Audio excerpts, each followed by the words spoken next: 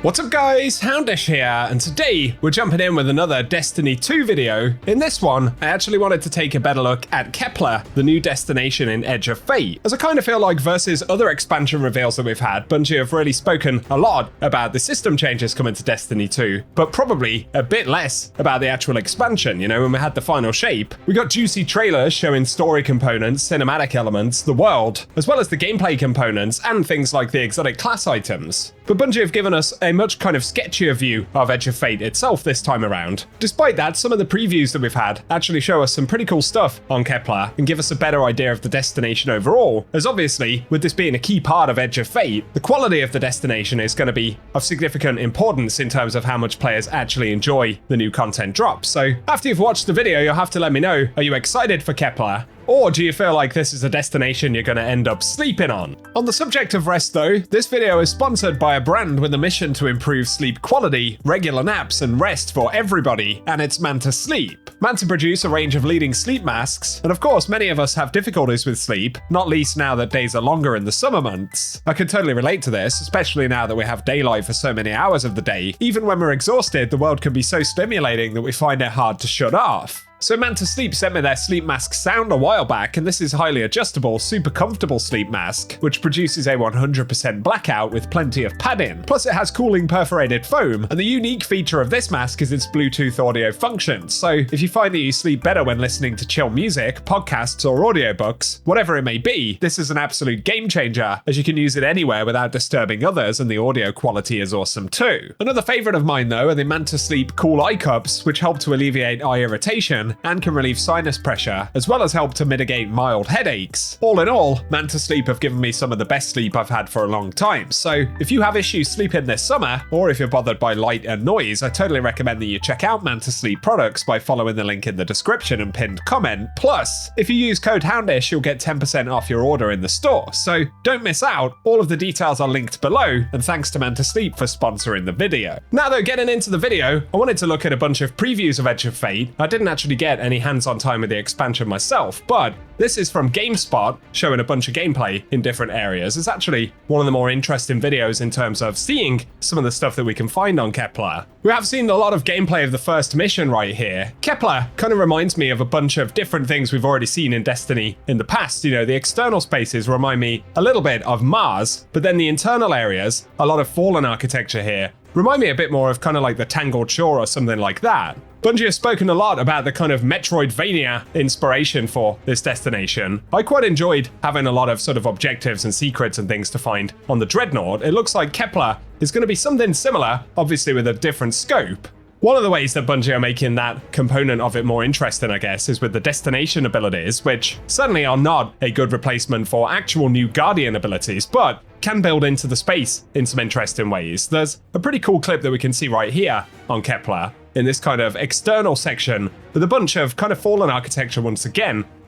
There are some interactable nodes like that one. They've actually blurred out the text right there, or the dialogue, but we can see this kind of weird overlay on the screen with 9-esque icons. I'm not sure if this will be purely a storytelling component or something which is more heavily linked to gameplay and finding secrets on the destination. Obviously, as we can see here, we're going to run into Lodi in a bunch of different areas on the destination. I am definitely curious to check out the character overall. There'll be a bunch of chests like we can see here where we can answer the call, and I believe this will be some of the ways that we'll actually interact with those destination abilities. Also on the side of the screen, we can see things like objective nearby and mystery solved popping up. So this is what Bungie have teased a whole bunch. And they've also said specifically that we'll be able to revisit Kepler on varying world tiers, which will actually unlock new secrets. Now, back on the Dreadnought, of course, there were so many secrets and things which may or may not pop up. This is a cool cutscene, by the way, that we can see here with one of the main enemies, I would assume, for Edge of Fate, that fallen captain with an interesting strand weapon.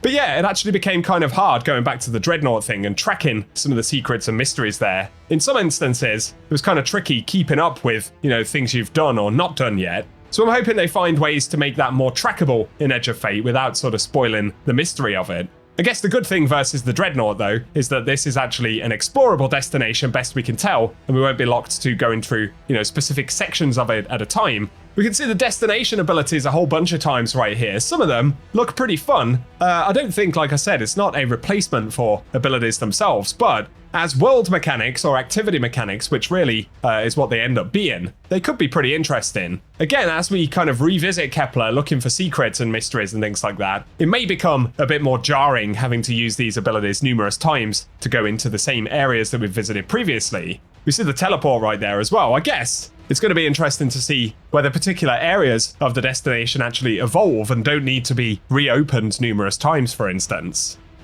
We can see some mysteries or objectives will require specific things. That one said requires quantum substance that we're actually missing. So looks like there'll be a bunch of replayability in this area, hopefully. And I think it was Scarrow that said in terms of the actual campaign, there'll be sort of 7 or 8 main missions, but every time we complete one of the core missions, it will unlock a series of different side quests and things like that. But the story itself is going to be less linear than what we've had in the past, and more open to sort of player choice in terms of which direction we go and things like that.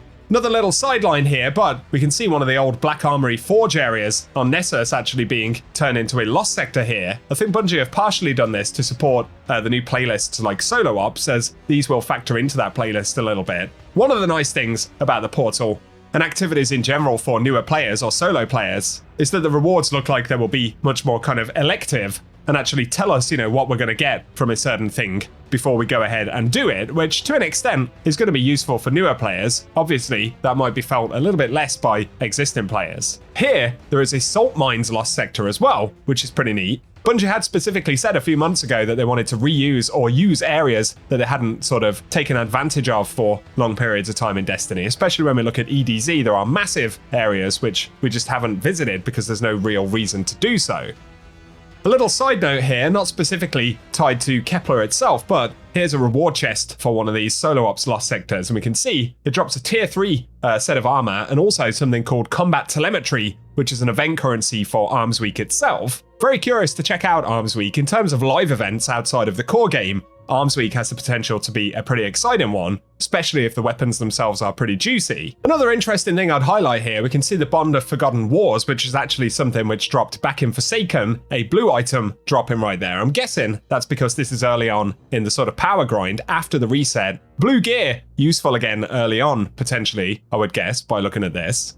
Here, though, we get a little preview from Mr. Rufflewaffles for the first mission for Kepler. Also, looking at Graviton Spike there, the new hand cannon, we can see that deep side activation is available for it. We have learned that this will actually be a craftable exotic weapon from Kepler, so possibly an exotic mission that we'll find along the way towards the end of the campaign, much like we saw back in the final shape. I think we got 2 or 3 exotic quests, which pretty much kicked off immediately after the main campaign. We do know there is a new voice actor for Ikora as well. Spoiler alert right here. There's a little bit of commentary from the opening mission for Kepler and Edge of Fate, but if you're curious about the new voice for Ikora, naturally not identical. In our records, this planetoid was confirmed to be unoccupied and inert. But these readings indicate a singularity. Something's keeping this planetoid stable and our matter intact, but Guardian, there's a black hole here on Kepler. I do like the screen there as we fly into Kepler. That looks pretty cool. The skyboxes on the destination also look really good.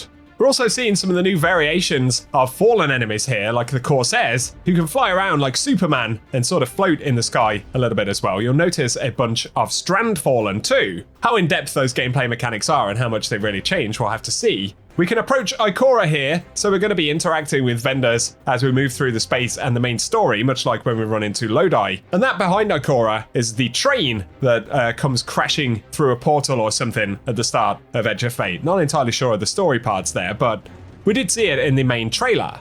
They're also going to tease us with that locked up chest before we can move on. We'll find a bunch of interesting planet maps and things on the wall around Kepler as well. It's going to be interesting to get a sense of what the backstory of this destination is. Also, some of the objectives here, hidden, requires undiscovered technology. I'm guessing these will be things that we'll use like the destination abilities. And again, mystery nearby showing up on the side of the screen there too. Interesting wildlife that Kepler appears to have in the form of these strange semi-alien parrots, I guess. They look something like that. There's another thing there that says this device does not respond to your molecular structure.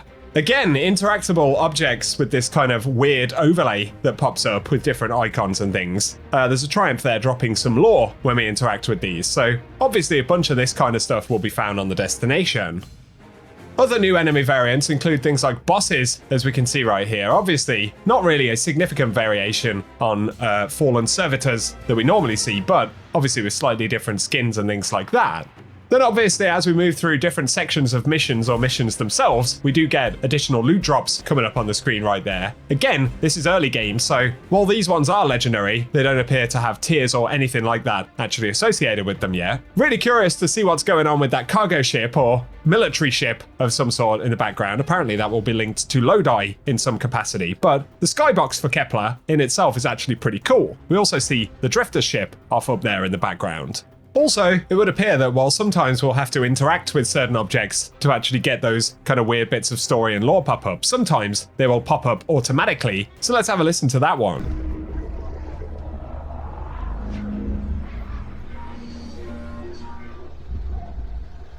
As you could hear, obviously, not all of them will actually be voiced. Most of them are in distorted sound waves by the looks of things. Obviously, that's cheaper in terms of voice actors and things like that as well, which is an extra bonus, I suppose.